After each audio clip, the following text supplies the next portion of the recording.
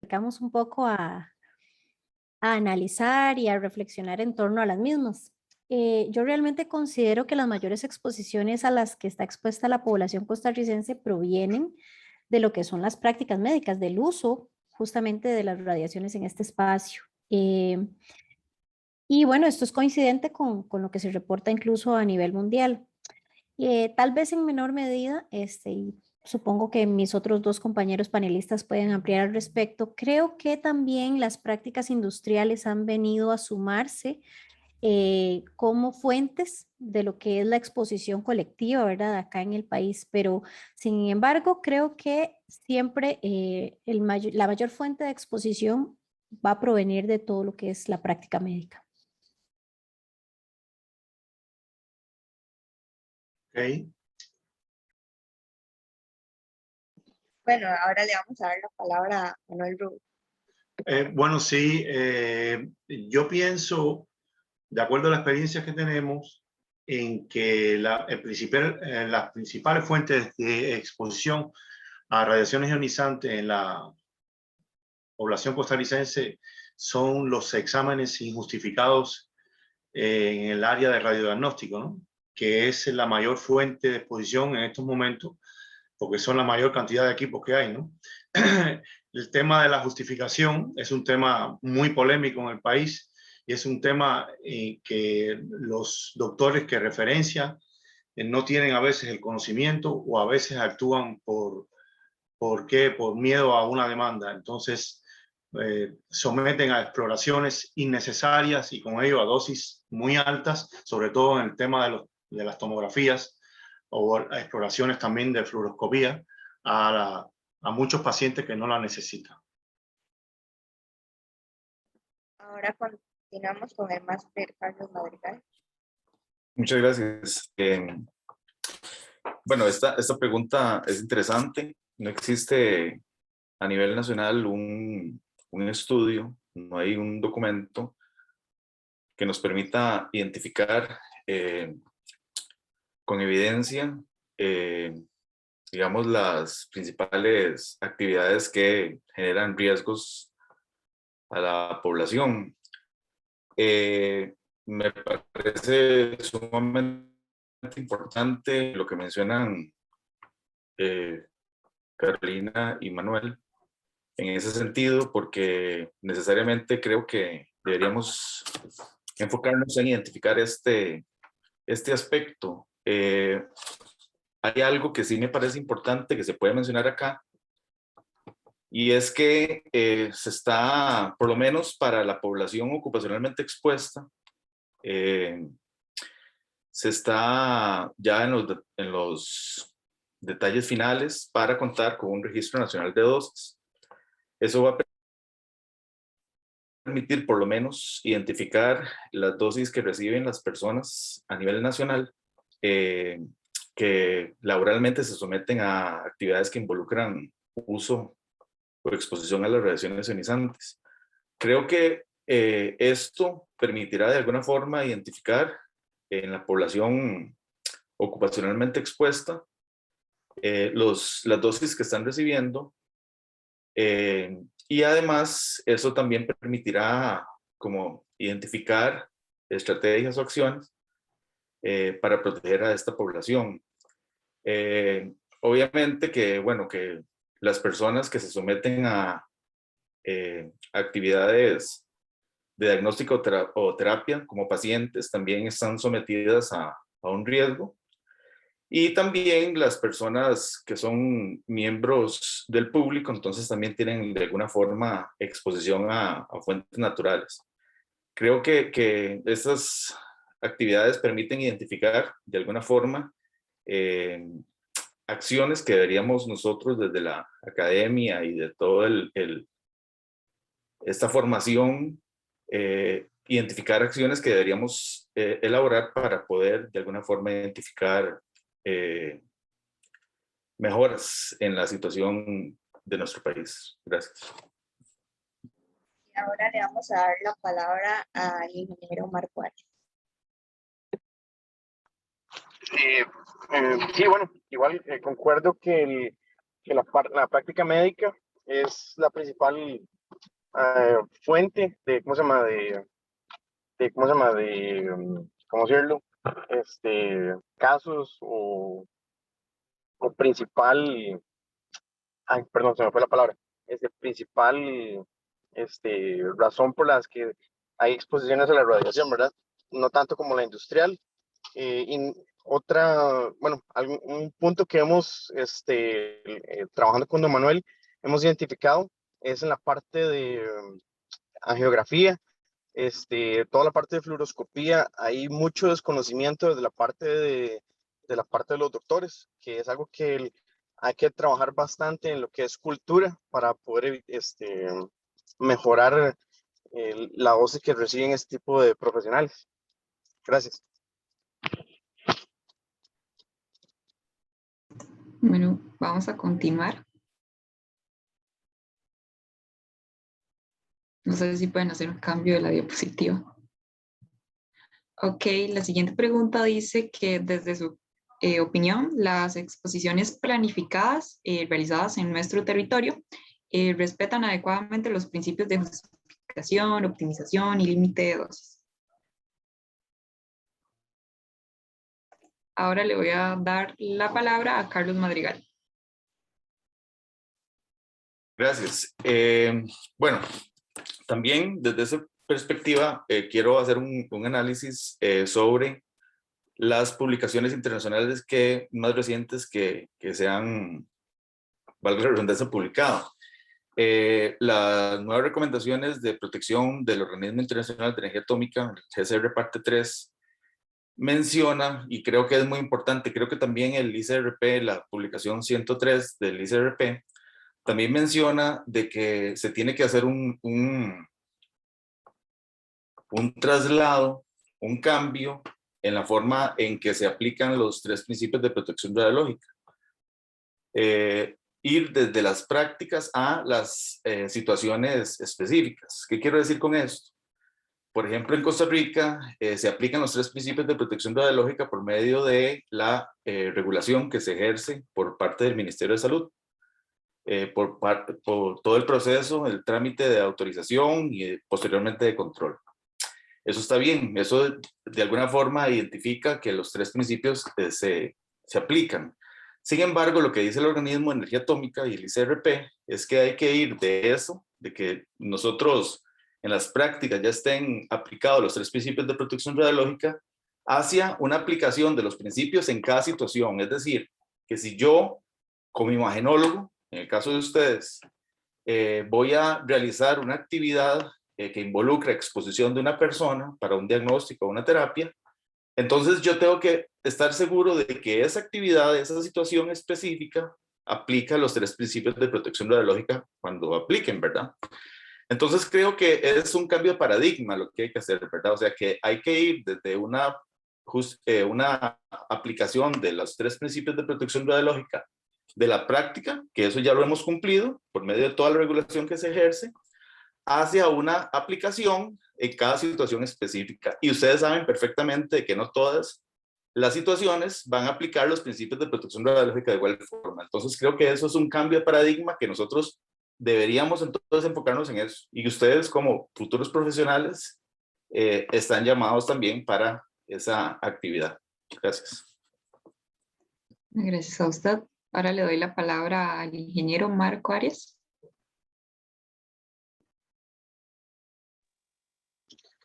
Ok, sí, bueno, realmente gracias a toda la legislación y la vigilia que hace el Ministerio de Salud, en Costa Rica se logran ver muchas cosas que en otros países realmente estamos en pañales, están en pañales. Por ejemplo, todo el tema de la implementación de los blindajes, la verificación, todo el seguimiento, el control que se hace con los equipos, toda la trazabilidad que ellos plantean, es algo que realmente en otros lugares no se ve y es algo que hay que realmente agradecer bastante. Es algo que en otros países no se ve. Y bueno, eso ayuda muchísimo a que tengamos un ambiente mucho más seguro y más estable, que en otros lugares. Gracias. Ahora la máster Carolina Macís. Gracias. Cuando yo leí esta pregunta, digamos, la respuesta inmediata que uno como trabajador o experto en protección radiológica, a grosso modo pudiera emitir es que sí, que en términos generales las prácticas que se desarrollan en Costa Rica en relación a los usos pacíficos de las radiaciones ionizantes y los isótopos radiactivos en realidad cumplen, ¿verdad?, con todo lo que serían los principios de la seguridad radiológica. Ahora bien, como mencionaba Carlos, esto es cuando pensamos directamente en las instituciones cumpliendo los requerimientos que emanan desde la Autoridad Regulatoria Nacional. Cuando nos vamos al espacio individual, al espacio decisorio, digamos, de cada uno de los actores que están involucrados en todo lo que son la cadena de desarrollo de estas prácticas con radiaciones, es ahí donde pudiésemos encontrar nichos, ¿verdad?, de mejora. Trayendo también el ejemplo que citó Manuel para la pregunta inicial, creo que el proceso de la justificación médica, ¿verdad?, es un nicho de mejora para todo lo que es una buena aplicación de este principio. Y también creo que hay muchas prácticas industriales que pueden ser sujeto de hacer un zoom en todo lo que sería el principio de optimización, ¿verdad? Porque tal vez dentro del ámbito médico todo está muy, muy bien controlado realmente. El nivel de riesgo está muy relacionado con la cantidad de equipos que hay, no tanto así con el potencial, digamos, de daño que emana, ¿verdad?, del tipo de equipos y fuentes con las que se trabaja. Pero en las prácticas industriales, aunque son menos, creo que es en las que habría más que hacer ese zoom, ¿verdad? Y hacer esa vigilancia un poco más estricta para verificar que efectivamente estos principios se estén cumpliendo. Y en la poca experiencia que tengo, sobre todo en el ámbito industrial, creo que hay un nicho importante para optimizar la protección en el personal ocupacionalmente expuesto a estas prácticas. Y ahora al Manuel Rubio, al máster Manuel Rubio. Bueno, en la práctica industrial, las exposiciones planificadas, la parte de justificación, yo creo que se ha logrado muy bien en el país, de modo que se han introducido tecnologías, en este caso medidores nucleares para control de procesos y control de parámetros industriales que realmente traen un gran beneficio al país, y la exposición a radiaciones del personal ocupacionalmente expuesto y el público que rodea a estas fuentes está muy bien controlada por parte del Ministerio de Salud Pública. Igualmente, concuerdo con Carolina, hay que poner un poco más de énfasis, sobre todo quizás en la parte de mantenimientos, que se participe de alguna forma o se controle de alguna forma una visita, digamos, del ministerio cuando estén haciendo algún mantenimiento para ver si realmente cumplen con el resto de los principios de optimización y limitación de dosis, ¿no? Esta parte de optimización en la industria, he participado en varios cursos de protección radiológica y también se ha logrado muchísimo avance en el país, y con la parte de límite de dosis, limitación de dosis, bueno, pues la dosimetría personal que el ministerio exige para todas estas aplicaciones, pues nadie pasa realmente de 1 milisievert al año, 0,5 milisievert, 1 milisievert al año, con lo cual estamos, bueno, mi opinión sería que la optimización se está logrando muy bien. Ahora bien, en la práctica médica, con el tema de, como les contaba, no, radioterapia no me preocupa, radioterapia no me preocupa, medicina nuclear, porque realmente ahí los controles son extremadamente estrictos y se ha avanzado muchísimo en el país. Sin embargo, en la parte de justificación, vuelvo a tocar el tema en radiodiagnóstico, como es por parte de muchas veces de personal que no está bien entrenado en la protección radiológica, e inclusive en los programas de estudio de licenciatura en medicina que tienen que pasar estos doctores, a veces no está la protección radiológica como una de las asignaturas, ¿no? Y entonces justifican en base a criterios que a veces la caja tiene o a veces son criterios económicos. Sin embargo, no hay una normativa en el país que le diga, tienen que guiarse por estos principios. Yo conozco un PR 118, una normativa de la correcta indicación que está en español, que pudiera servir como, digamos, de guía para establecer nuestros principios de justificación en la práctica médica. Con relación a la optimización en la práctica, esta que estoy hablando, en la práctica de radiodiagnóstico, pues yo creo que Costa Rica hoy día es uno de los países vanguardia porque el personal ocupacionalmente expuesto que trabaja en estas instituciones de radiodiagnóstico, hoy día yo creo que tienen un nivel en el tema de protección radiológica que no lo tiene, sin temor a equivocarnos, ningún país de Centroamérica y muy pocos países de América del Sur. Y con relación al límite de dosis, pues los pacientes, como no tienen límite de dosis, la parte de justificación ahí sigue faltando y sí no hay niveles de referencia. En el país no se usan los niveles de referencia para todas estas prácticas, entonces a veces se le da dosis que realmente son extremadamente altas, sobre todo, repito, en el tema de tomografía computarizada y en el tema de la radiología intervencionista y la fluoroscopía para hacer diagnóstico convencional en fluoroscopía. Bueno, vamos a pasar a la siguiente pregunta. Sería, ¿consideran que la anterior? ¿Consideran que la población nacional conoce los efectos de la radiación y tiene noción sobre la dosis efectiva individual y colectiva? Le vamos a dar la palabra al ingeniero Marco Arias. Gracias. Realmente, bueno, uno cuando le explica a la gente que en lo que uno trabaja, siempre lo primero que le viene es Hulk, ¿verdad? El hombre verde a la mente. Y se imaginan que si uno se acerca a ellos, bueno, se van a enfermar. Realmente no, o sea, no considero que el pueblo de Costa Rica realmente tenga una noción, sobre ¿cómo se llama? Las radiaciones ionizantes, cómo funcionan, y qué implican. Realmente no, hay mucho desconocimiento en el pueblo en general. Ahora continuamos con la máster Carolina Matiz.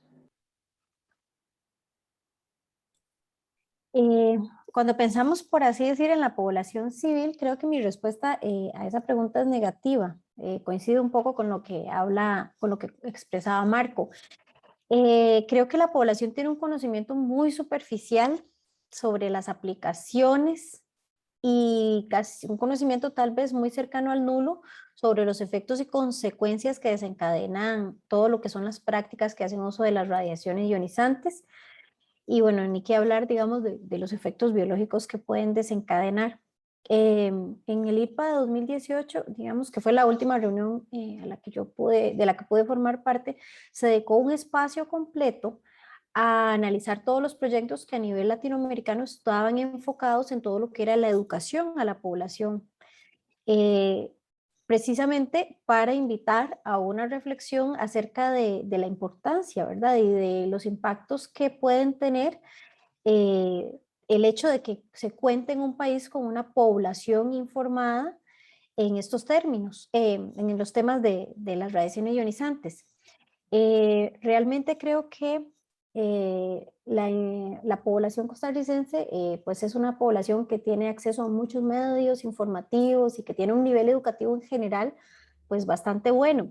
Entonces creo que el paso siguiente, digamos, es que se generen proyectos.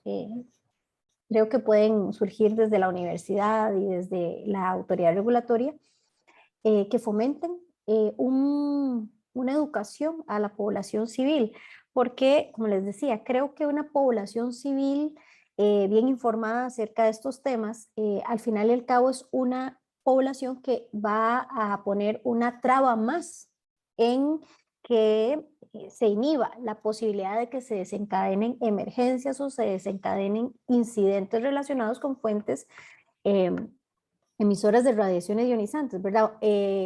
Un paciente informado o un usuario informado o usuaria informada va a ser alguien que incluso va a velar por su misma protección y seguridad radiológica y realmente creo que es un trabajo que debemos de encaminar todos los que nos interesan estos temas de la protección y la seguridad radiológica.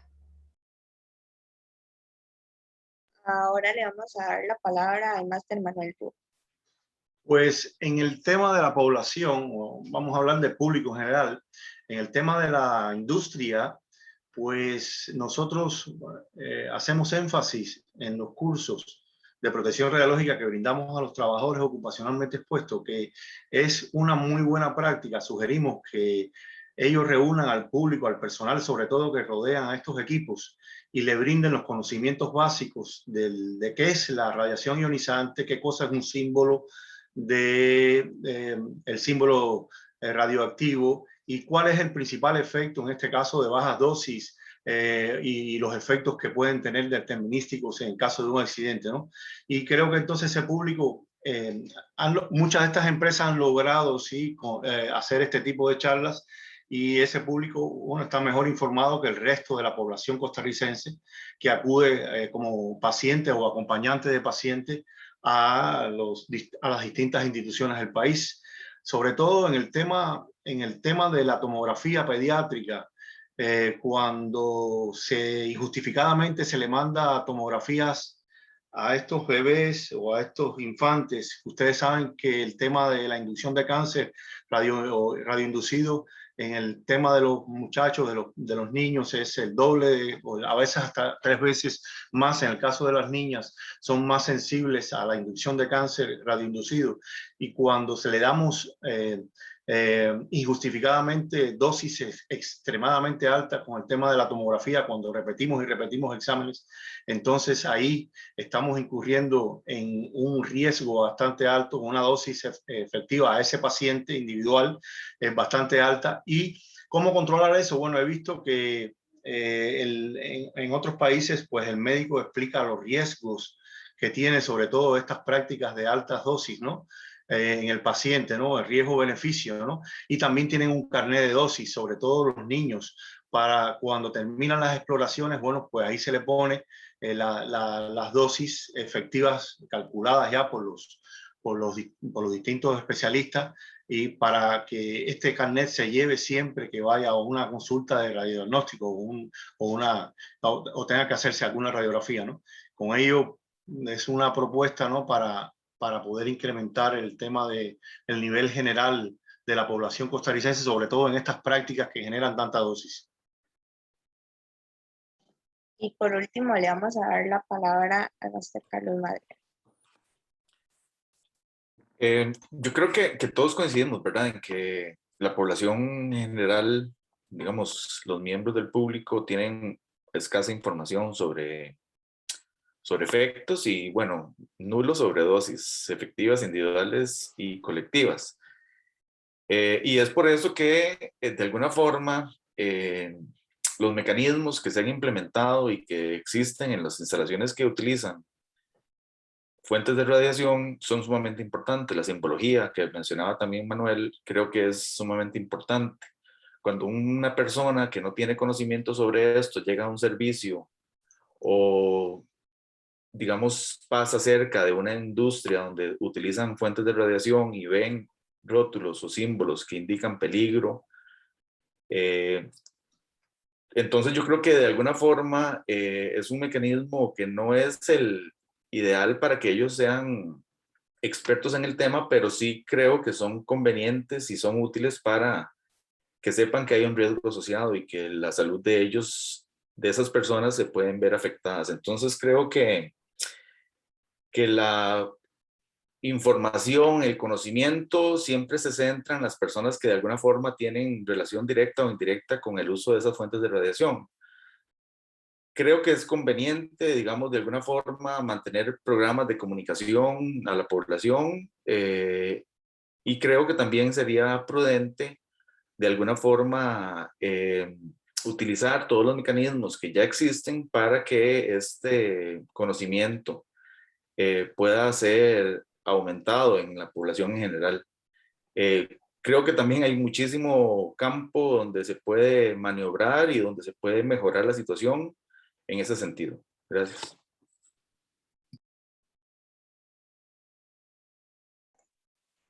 Gracias a ustedes. Vamos a continuar.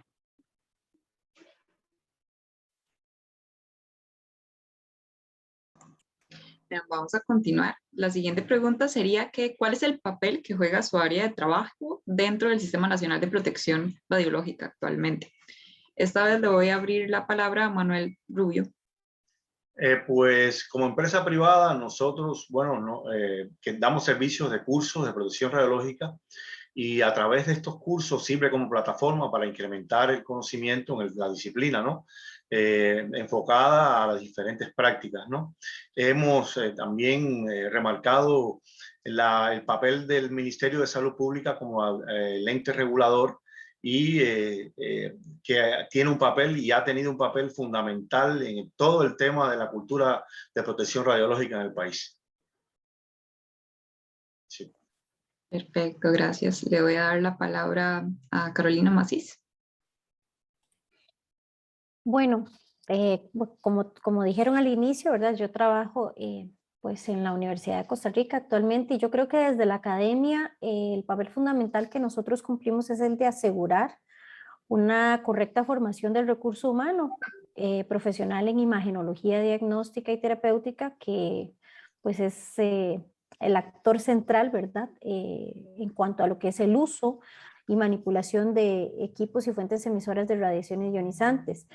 La idea nuestra y el aporte que podemos hacer entonces es asegurarnos que este profesional egresado cuente con los conocimientos, las aptitudes y con una sensibilización tal que le permita darle la importancia a todo el tema de la protección y la seguridad radiológica para de alguna manera garantizar entonces que el desarrollo de las funciones que cumplan estos profesionales en todo lo que son las prácticas médicas eh, se den siempre en condiciones de seguridad y dándole la máxima importancia a lo que es la protección del paciente en primer lugar, del personal ocupacionalmente expuesto y el staff que le rodea a estas personas profesionales y pues obviamente también sin dejar de lado la protección del público en general y del medio ambiente. Entonces yo creo que ese es el papel, digamos, que desde nuestro fuerte, por así decirlo, que sería la academia, es el que podemos jugar, o sea, asegurarnos una formación óptima de esas personas profesionales que van a ser las responsables finales y primordiales del uso de todas estas fuentes. Muchas gracias. Ahora le voy a dar la palabra a Marco Arias. Como comentaba Manuel, los cursos son una plataforma muy importante para transmitir todos los principios de protección radiológica. De igual forma, los clientes siempre cuando se acercan a la empresa, se tratan siempre de guiar para que comiencen a seguir todos los lineamientos que tiene vigentes el Ministerio de Salud. Muchas veces una persona compra un equipo de rayos X y no tiene pendiente o no sabe, no conoce todos los requisitos que se necesitan para comenzar a trabajar con ellos.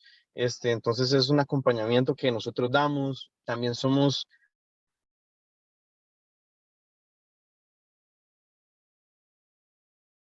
de rayos X que están a nuestro alcance, que siempre los clientes que nos llaman se hacen las visitas con las mediciones según como el Ministerio de Salud así lo tiene normado.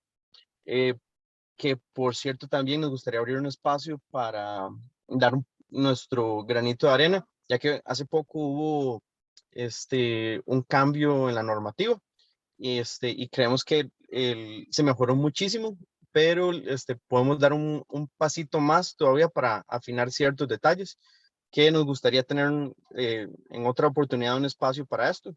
Um, este, Eso desde el tema de auditores. Y bueno, siempre se vigila que las salas funcionen adecuadamente, tanto desde los equipos como del aspecto de los blindajes, desde su diseño, como les comentaba en el inicio de los proyectos, cuando se diseñan las salas de rayos X, y después en su implementación. De momento, bueno, eso sería. Gracias.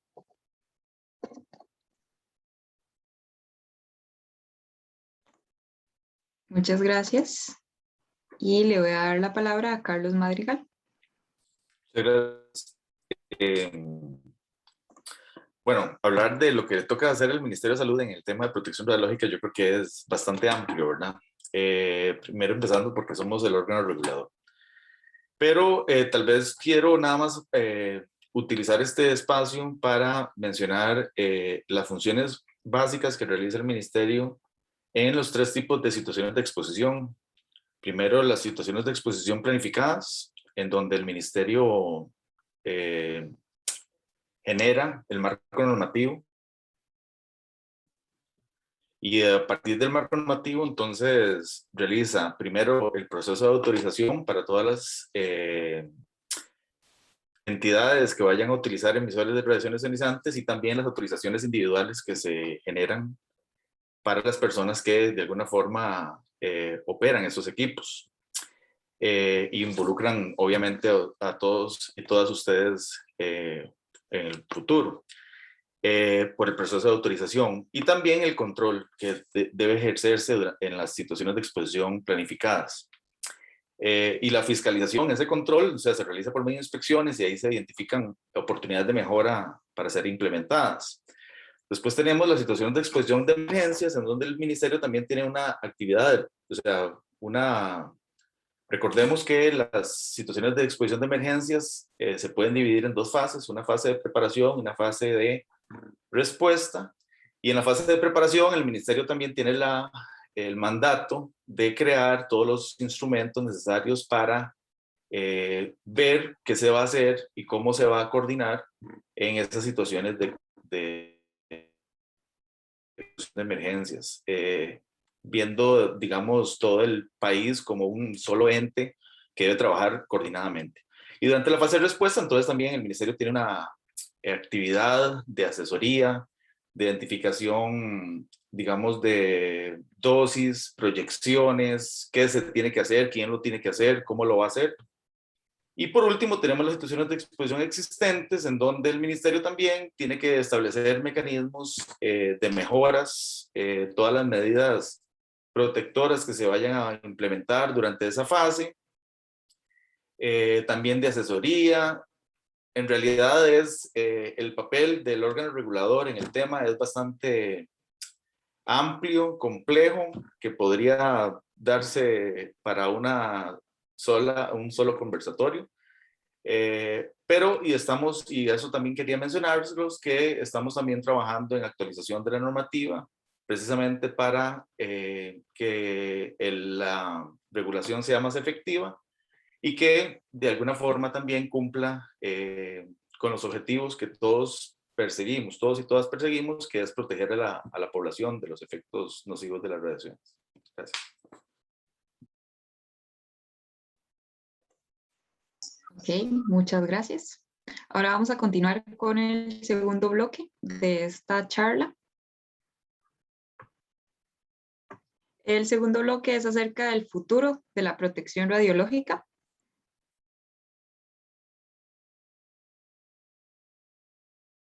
Y la primera pregunta sería que ¿cuáles son los principales retos que existen actualmente para mejorar la cultura de protección radiológica en nuestro país? Le voy a abrir la palabra a la máster Carolina Macis. Gracias, Steph. En el camino, digamos, recorrido que tengo en todo lo que es la evaluación y la asesoría en protección y seguridad radiológica, como que he llegado a ver que las prácticas, al menos en nuestro país, han alcanzado un nivel importante de sofisticación, en el sentido en que contamos con un cuerpo normativo que orienta las acciones, luego tenemos una serie de instituciones que responden a esos elementos normativos casi de la mejor manera, ¿verdad?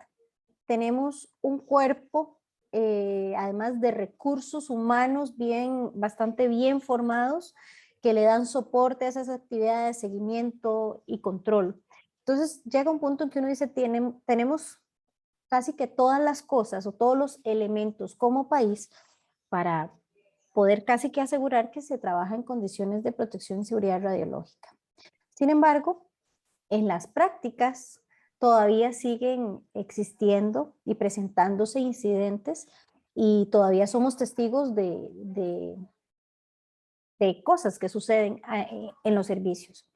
Esto es lo que me lleva a considerar que los grandes retos que tiene la protección y la seguridad radiológica tiene que ver con una mejor comprensión de cómo los factores sociales y los factores culturales de las personas y de los actores que intervienen en los sistemas de seguridad radiológica les permiten atender y responder a los principios de la seguridad radiológica como un elemento de máxima importancia.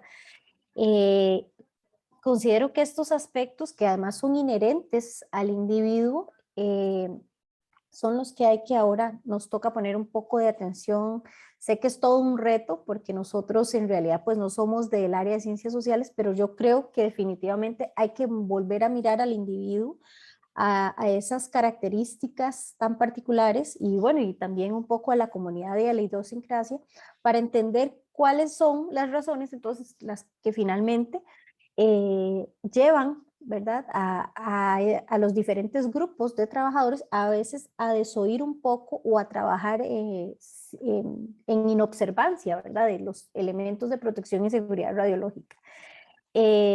Porque creo que cuando comprendamos esos elementos y cómo eso influye en las actitudes y los comportamientos, finalmente es cuando vamos a poder aspirar a abordar a esos individuos, a formarlos, educarlos, entrenarlos, no sé, de forma tal que ellos interioricen que la protección y la seguridad radiológica dentro de sus actividades es un elemento inherente y no más bien un procedimiento accesorio a lo que es la cotidianidad profesional.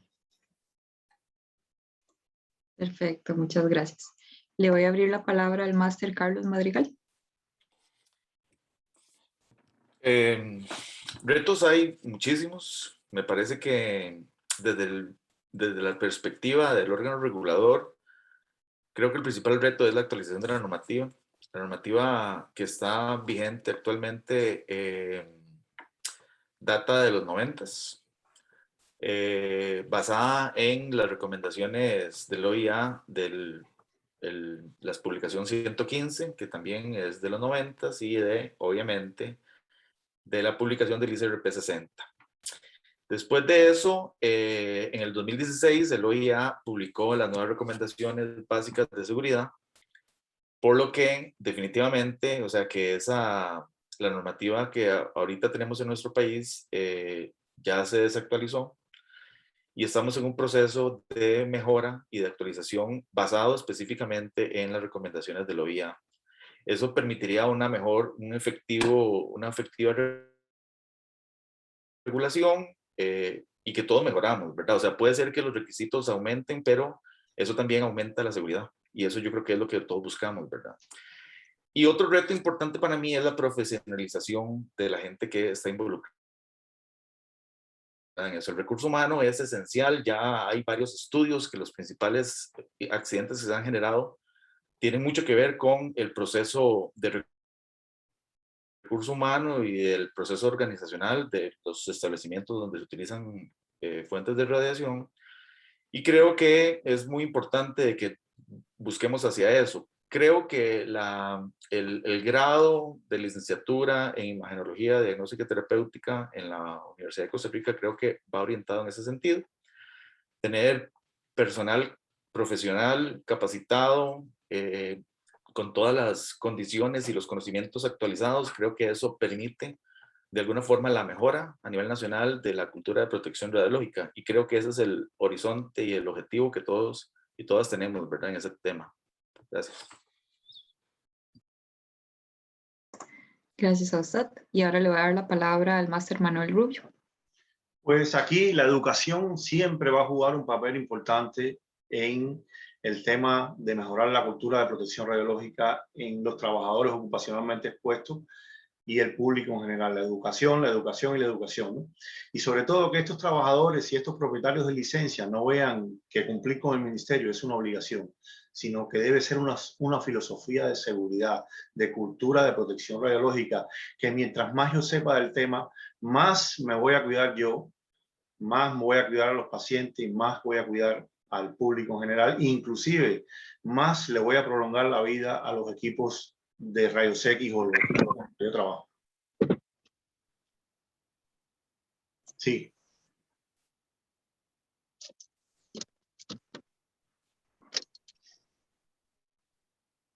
He visto en el país que hay todavía instituciones que no están reguladas porque no tienen la cultura y como no les ha hecho falta, ya tienen equipos rayos X y todavía no tienen nada que ver con licencias de operación. Lo he visto que han trabajado muchísimos años y bueno, y después se ponen después se ponen al día, ¿no? Y precisamente es a través de esto, de la cultura, ¿no? De que alguien le dijo que las radiaciones ionizantes, los rayos X son nocivos para la salud y que tienen que de alguna forma generar licencias de trabajo. Y he visto esos casos, ¿no? Que cada día se ven con mucho más frecuencia, ¿no? Gente que se pone al día, que no estaba al día y se pone al día con la licencia. Disculpe, Luisa Fernanda, dejó el micrófono abierto.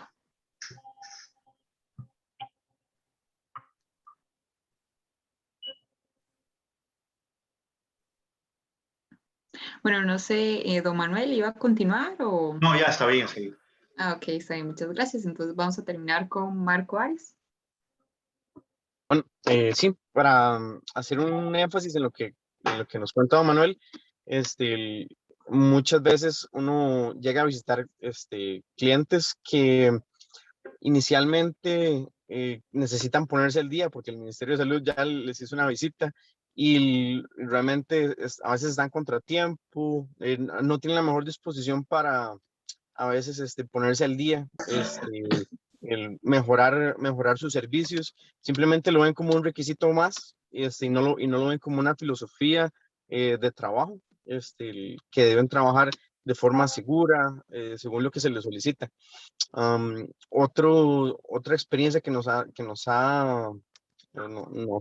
tocado últimamente, o sea, siempre que hay algún cambio en las normativas, hay que actualizarse y esas actualizaciones muchas veces llevan costos. Bueno, a nosotros como empresa nos tocó invertir en muchísimo dinero. Nos tocó hacer una inversión muy grande en fantomas, equipos para mejorar los controles de calidad que actualmente estábamos haciendo.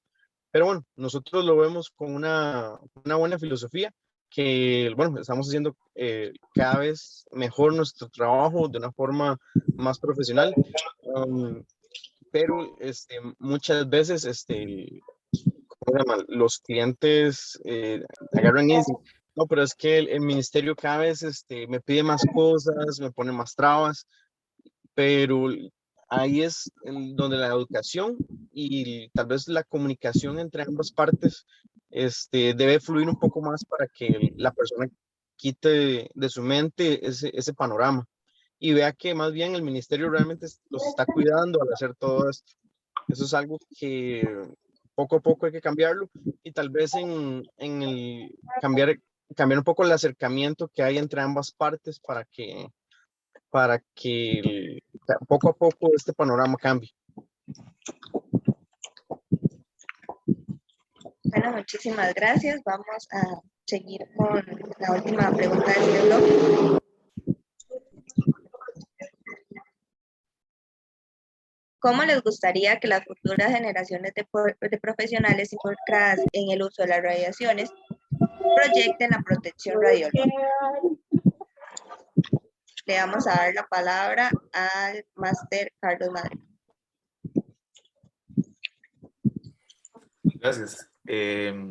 Bueno, creo que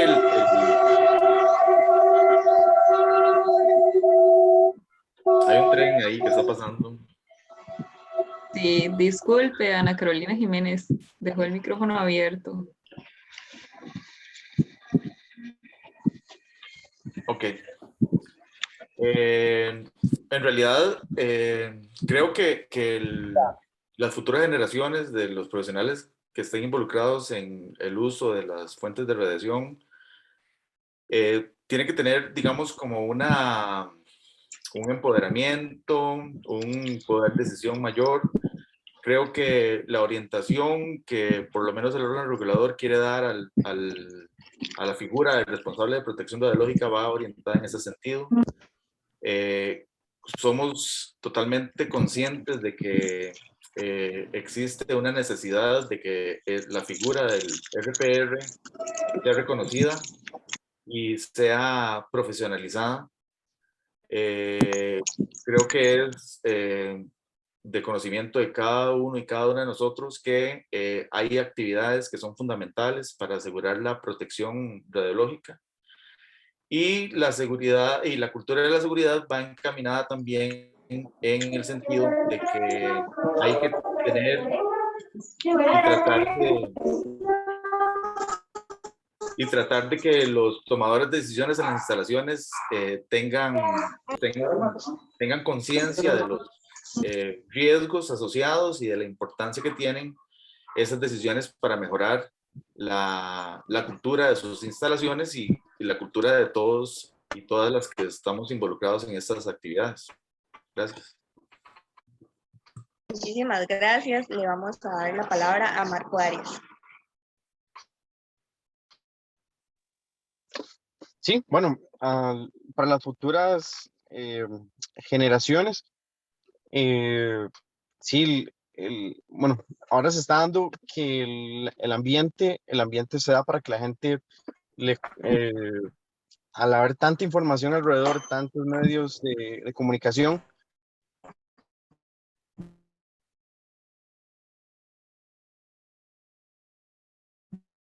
la gente no se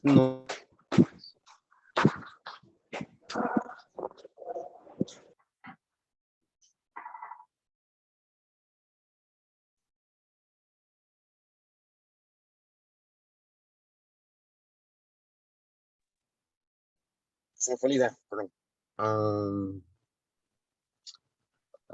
Es difícil mediar contra, por ejemplo, ahora los youtubers que hay tanto en ¿cómo se llama? En boca, de día en día. La gente anda buscando formas más fáciles de ¿cómo se llama? Llevar el sustento a su familia y no, ¿cómo se llama? No buscan carreras afines a las ciencias y estas cosas. Entonces, ¿cómo se llama? Hay que buscar la forma de que la gente agarre ese camino de vuelta a buscar, ¿cómo se llama? A empoderar la investigación, hacer más énfasis en todo este tipo de actividades para que la gente siga mejorando cada día, porque vamos a llegar a un momento donde nos podemos estancar realmente si la gente no se prepara para un futuro. Creo que se ve mucho día en día. Las personas entran a los colegios, entran 100 personas y salen 20. Cuesta que la gente realmente se prepare y siga su camino como debe ser. Entonces, tal vez buscar programas para que la gente siga su educación y bueno, pueda seguir adelante en ese aspecto. Muchísimas gracias. Vamos a darle la palabra al máster Manuel. Pues yo particularmente estoy muy contento con todos los avances que se ha logrado en el tema de protección radiológica en el país. Y ustedes son futuras generaciones, porque veo caras muy jóvenes comparado conmigo, que ya soy un viejo. Ustedes son la batuta o sea, los que van a recibir la batuta de nosotros, ¿no? Y estoy muy contento. Fíjense que esto nunca se había hecho en el país. Es decir, que tenemos una generación futura que está muy interesada en el tema de la protección radiológica. Y ahora ustedes seguramente conocen, como decía Marco, muchos más canales de propagación, de divulgación de la disciplina de protección radiológica que nosotros ya no tenemos a veces conocimiento, ¿no? Y con todo lo que están logrando aprender en las universidades, con todos los buenos profesores que tienen, pues me parece que ustedes deben convertirse entonces pregoneros de la protección radiológica para que se eleve esa cultura general en el país, sobre todo en los trabajadores ocupacionalmente expuestos. Los felicito por el espacio, los felicito a ustedes por este tipo de iniciativa. Muchísimas gracias. Le vamos a dar la palabra a la máster Carolina. Gracias. Yo creo que yo lo voy a resumir en 3 palabras. Yo esperaría que las futuras generaciones de profesionales involucrados en todo lo que es el uso de radiaciones asumieran la protección radiológica, primero que todo con el respeto que, que esta área se merece, porque realmente la protección radiológica lo que busca es, o sea, tiene un fin muy, muy importante y muy noble, que es pues, la protección de todas las personas para lograr el máximo beneficio del uso de, pues, de estas energías. Entonces sería eso, respeto y compasión y entusiasmo. Yo sé que a veces nos pensamos la protección radiológica como una cosa más que tenemos que hacer. Sin embargo, es algo que es más bien debiera de verse como inherente a las funciones que desarrollamos. Entonces yo creo que esas 3 palabras son las que me gustaría dejarles, ¿verdad? Que la tomen con respeto, compasión y con entusiasmo. Muchísimas gracias. Por último, vamos a pasar al tercer bloque o sección que tenemos, que va enfocado en el Día Mundial de la Protección al Paciente 2021.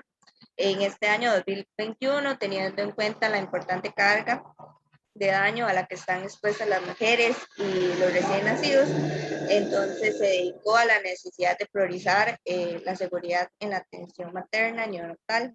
La pregunta que tenemos para esta sección, esta pasamos de diapositiva, sería: ¿cuáles son las consideraciones de protección radiológica que como empleadores de radiaciones debemos priorizar en la atención segura de personas gestantes y neonatos? Le vamos a dar la palabra primeramente al máster Manuel. ¿A quién le dieron la palabra que no escuché? Sí, a usted. Ah, a mí. Ok. ¿Cuáles son las consideraciones de protección radiológica que como empleadores de radiaciones debemos priorizar en la atención segura a personas gestantes? Bueno, en el caso de la mujer embarazada, pues sí creo que se justifica muy bien porque por el tema de lo delicado, ¿no? De hacerle una exposición a una persona embarazada. La justificación acá, que es el tema que yo veo que es complicado en nuestro país, pues yo veo bien, pero en el caso de los neonatos, a veces este tema de la tomografía computarizada, y ya, bueno, la radiografía convencional, a veces le hacen seguimiento con rayos X todos los días a un neonato para ver cómo va evolucionando cierta condición de salud y no está justificado. Hay problemas con eso y sobre todo si es tomografía. En la tomografía debemos tener dosis de referencia que no la tenemos todavía en el país para los diferentes procedimientos y debemos incorporar, hay un programa que se llama Imagine Gentle, que es para los casos de tomografía, para hacer la justificación a los niños en la tomografía, que debemos tener conocimiento de eso en el país, porque ya en muchos países desarrollados se llevan esos tipos de programas y todavía no está presente en el país. Yo estoy preocupado porque en ese sentido la probabilidad de cáncer inducido de estos pequeños, ya una vez que ya tienen ya ciertas edades, 30 y pico, 40 y pico de años, bueno, pues hay una alta probabilidad de que pueda inducir un cáncer y no se sabe si fue por esta situación de una mala justificación o por otra situación, pero precisamente debemos tener mucho cuidado con esto. Yo le veo a esto que todavía debemos prestar mucha atención al tema de la justificación en la pediátrica, sobre todo en las prácticas que generan altos niveles de dosis.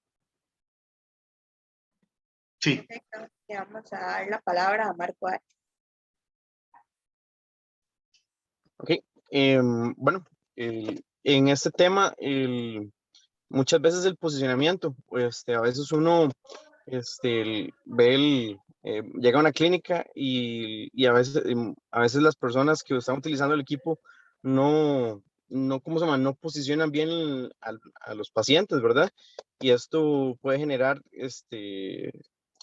¿cómo se llama? Que los sometan a dosis que no son las más adecuadas, ¿verdad? Que se pueden optimizar con el correcto el uso de los equipos. Muchas veces hay personas que no están utilizando los equipos y no llevan los cuidados adecuados. En eso habría que agarrar y ahondar un poco más en el tema de ¿cómo se llama? Del correcto uso de los equipos, ¿verdad? A veces los equipos tienen funciones para optimizar las dosis que generan y realmente no lo utilizan. Entonces, velar un poco por sacarle bien el jugo a los equipos que se están utilizando. Muchas gracias por el aporte. Le vamos a dar la palabra a la máster Carolina. A mí me parece que lo fundamental para poder garantizar la protección y la seguridad radiológica de estas dos poblaciones que se pudiesen considerar vulnerables es la concientización desde el principio de la justificación, porque en realidad sí las personas que son las responsables de tomar la decisión de exponer a un neonato, ¿verdad? O a una mujer embarazada a un estudio, se detuvieran un poco para asegurarse, haber tomado en cuenta y haber ponderado previamente todas las opciones existentes, verificar la necesidad estricta de dicho estudio para lo que sería la atención diagnóstica o el abordaje terapéutico de alguna de estas poblaciones, yo creo que pudiéramos entonces frenar muchísimas exposiciones que en realidad no tienen una base de justificación tan clara. Creo yo que hay que trabajar muchísimo con todo lo que son los médicos prescriptores, ¿verdad? Las personas responsables de esos procesos de reflexión en torno a la justificación de los estudios en estas dos poblaciones. Porque vean que son la primera barrera, el primer elemento decisorio entre exponer a una persona o no exponerla. Entonces, a partir de ahí, yo creo que obviamente después de eso podemos tomar una serie de medidas para optimizar ya lo que sería el estudio o la exposición. Pero si en la justificación se detuvieran un poco más, ¿verdad? Y ponderaran siempre todas las otras posibilidades que tienen para el seguimiento, para el diagnóstico de estas poblaciones, creo que lograríamos un mejor control de la seguridad de las mujeres embarazadas y de los infantes en edad neonatal. Muchísimas gracias. Le vamos a dar la palabra al máster Carlos Madrid. Creo que es muy importante esta pregunta, tomando en consideración de que las mujeres embarazadas pueden, digamos que tenemos dos escenarios. Uno de que esa persona gestante sea POE, que sea una persona que opera, por ejemplo, un equipo, y en ese caso se tiene que aplicar la normativa, el decreto 24037-S. Lo que nos indica es que en los casos en que un miembro del POE se encuentre y se encuentre embarazada, entonces esa persona ya no va a poder seguir trabajando como POE durante ese tiempo, durante la etapa de gestación, porque, digamos, el feto se va a considerar como miembro del público. Entonces ya ahí hay una consideración que hay que tomar en cuenta y cambia el escenario en una situación laboral en un lugar. Entonces creo que es importante que todos y todas lo tengamos claro en ese sentido. El otro escenario es cuando la mujer está embarazada y ahí, bueno, Carolina lo explicó bastante bien, o sea, la justificación, y vuelvo a lo inicial, cuando inicié mi participación en ese conversatorio, les mencionaba que la aplicación de los principios de protección radiológica, la recomendación actual es que se aplique en cada situación. Y en esa situación específica de una mujer gestante que llega a un servicio a obtener un proceso de diagnóstico o terapia, tiene que estar justificada esa exposición médica. Y esa exposición médica involucra también capacitación, educación y entrenamiento del médico prescriptor, que, seamos sinceros, en este país, digamos que es una deficiencia que ya todos hemos identificado. Entonces creo que todo esto tiene mucho que ver con esos conocimientos, esas educaciones y ese proceso permanente de mejora que involucra a todas las personas relacionadas directo o indirectamente. Siempre nos enfocamos en las personas que operan, al médico que está en el servicio de diagnóstico, terapia o medicina nuclear, pero nos olvidamos de lo que está previo a esto. Y creo que es importante que realicemos actividades tendientes a mejorar esa cultura y que involucre a esas personas que no necesariamente van a estar en ese mismo servicio, pero que de alguna forma impactan sobre los estudios y prácticas que se realizan en los diferentes hospitales o servicios de salud del país. Muchas gracias. No, muchas gracias a ustedes por las intervenciones en todos estos bloques. En este momento voy a abrir un espacio para preguntas de parte de la población. Entonces, siéntanse en la libertad de abrir el micrófono y hacerle alguna pregunta a alguno de nuestros participantes, o puede ser a los 4, o pueden escribir las preguntas al chat y yo las voy leyendo.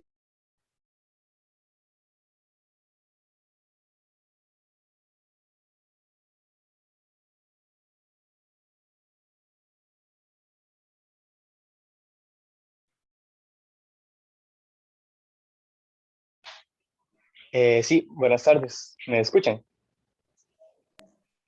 Sí. Sí se escucha perfectamente. Buenas tardes. Ok. Bueno, buenas tardes.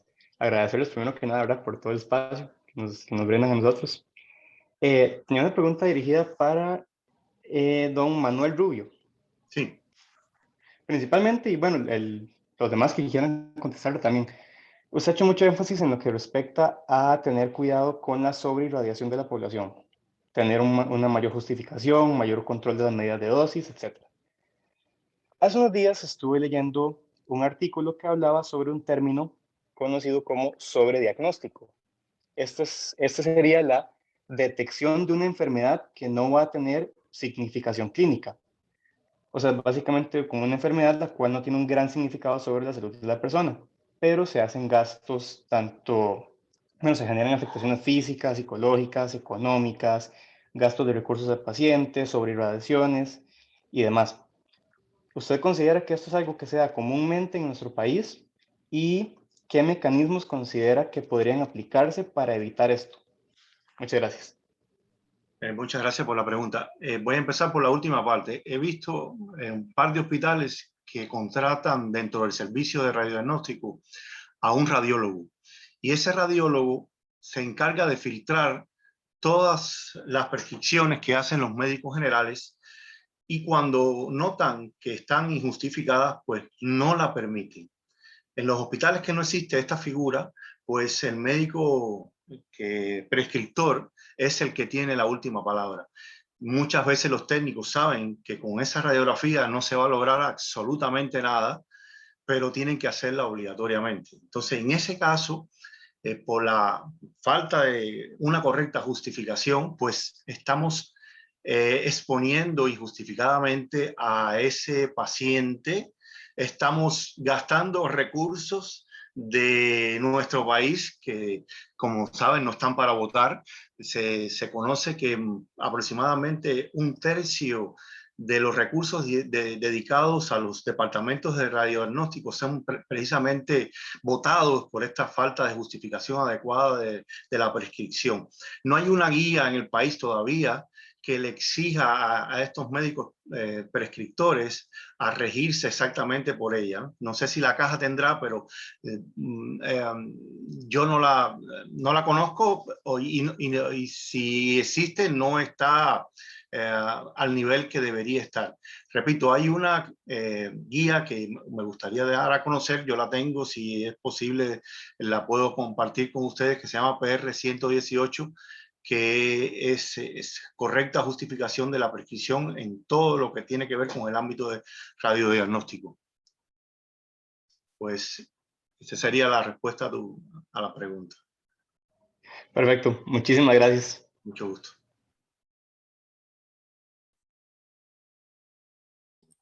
Tal vez voy a tomar brevemente la palabra, porque, ¿verdad? Manuel ha mencionado este tema de tener o de contar con algún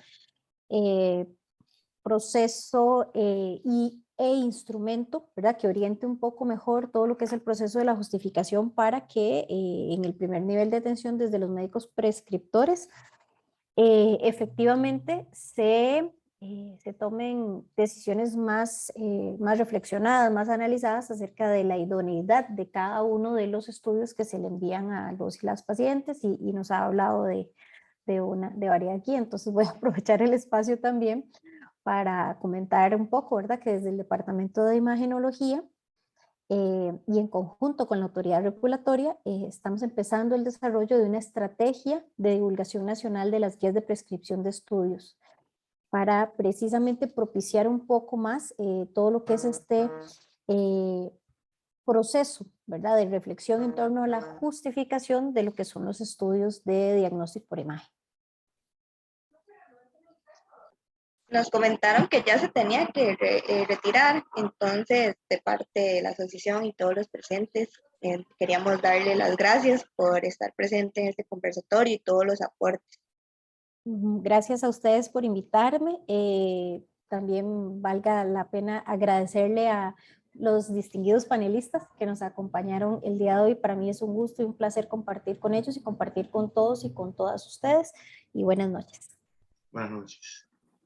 Buenas noches. Acá le proyectamos el certificado de agradecimiento. Ay, muy lindo. Muchas gracias por la invitación y un gusto de haber participado. No sé si alguno de los otros quería dar un aporte con respecto a la pregunta de Andrés o si podemos continuar con la siguiente pregunta.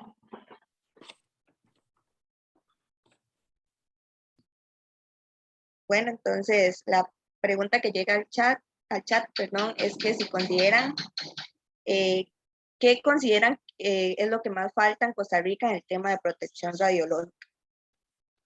No sé si empezamos con Carlos Madrigal. Claro. Digamos que esta pregunta es como muy subjetiva desde los campos en que nos desarrollamos cada uno de nosotros y cada una de nosotras, ¿verdad? Entonces, yo considero, o sea, mi perspectiva es que la actualización de la normativa es fundamental para el mejoramiento de la protección radiológica en el país. Creo que contar con instrumentos legales acordes a la situación actual y basados en todas las últimas investigaciones y los descubrimientos, van a permitir que la regulación se realice de la mejor forma y eso va a impactar obviamente en todas las miembros de los diferentes grupos a proteger, POE, público y pacientes, y yo creo que desde mi punto de vista eso es lo más importante y en lo que hay que enfocar por lo menos los esfuerzos que nosotros desde el Ministerio de Salud estamos realizando. No sé si Marco Arias o Manuel Royo quiere decir algo al respecto.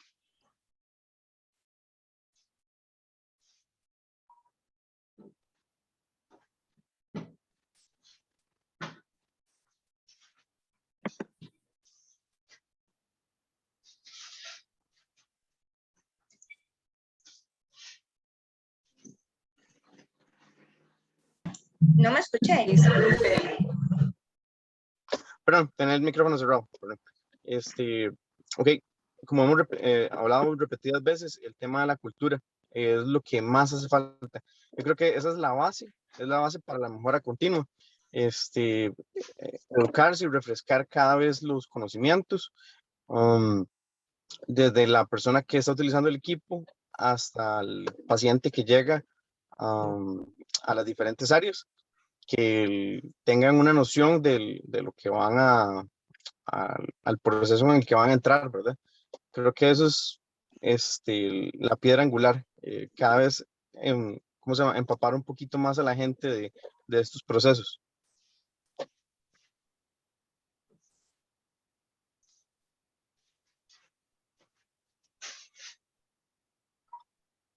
Ok, entonces estas serían las preguntas que llegaron al chat.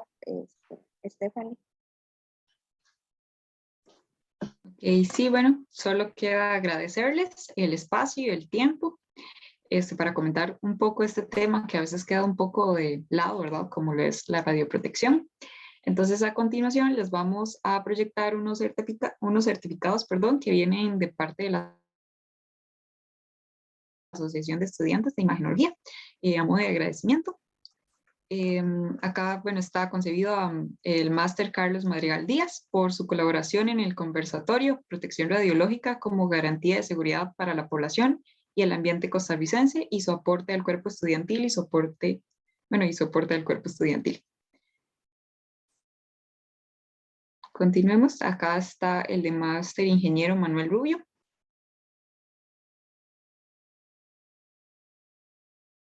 Y para el ingeniero Marco Arias. Muchas gracias. Gracias a ustedes. Gracias. Nada más quería felicitar Que tengan una las bonita noche. personas que nada más quería agradecerles y felicitar a las personas que hicieron posible esta actividad. Creo que es sumamente importante y en realidad muy agradecido de que me hayan considerado para participar en este evento.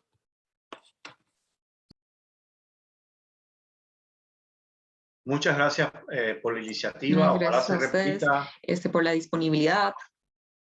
ojalá se repita pronto en otros temas de la protección radiológica y así seguir aumentando el acervo cultural en la disciplina, ¿no?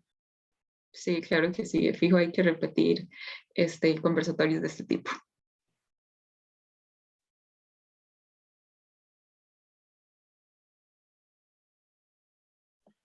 Bueno, sin más, también agradecerle a todos los participantes, ¿verdad? Y eso sería todo. Muchísimas gracias. Buenas noches.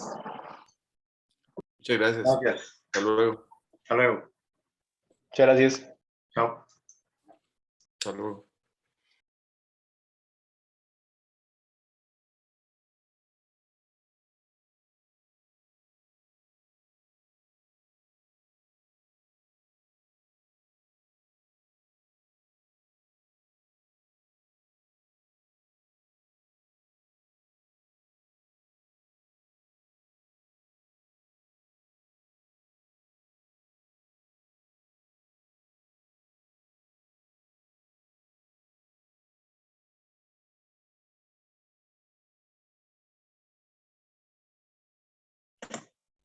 Creo que ya podemos dejar de grabar.